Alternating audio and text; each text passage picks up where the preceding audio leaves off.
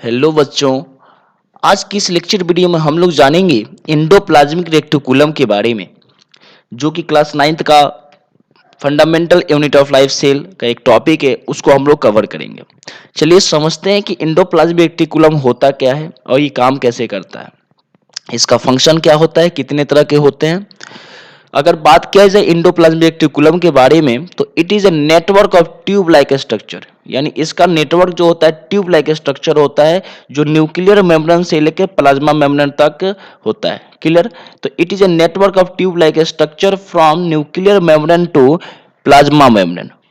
Okay, it is absent in prokaryotic cells, यानी ये prokaryotic cells में क्या होता है, एब्सेंट होता है। और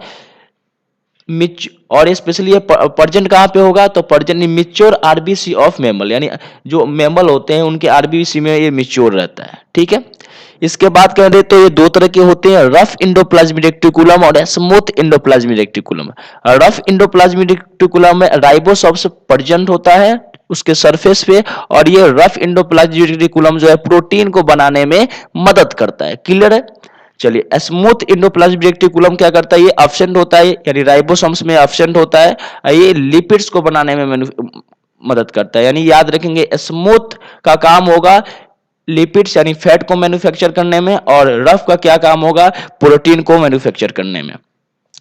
आगे बात करें तो it gives internal support of cell, यानी ये स्पेशली सपोर्ट करता है, सेल को सपोर्ट कराने में मदद करता है। It help in transport of various substance, यानी ये ट्रांसपोर्ट का काम करता है न्यूक्लियर मेम्ब्रेन से लेकर प्लाज्मा मेम्ब्रेन तक। अब क्या ट्रांसपोर्ट करता है, तो स्पेशली ये प्लाज्मा मेम्ब्रेन गोल्गी बॉडीज को बनाने में मदद करता है। It help in the formation of plasma membrane and Golgi bodies. Clear है?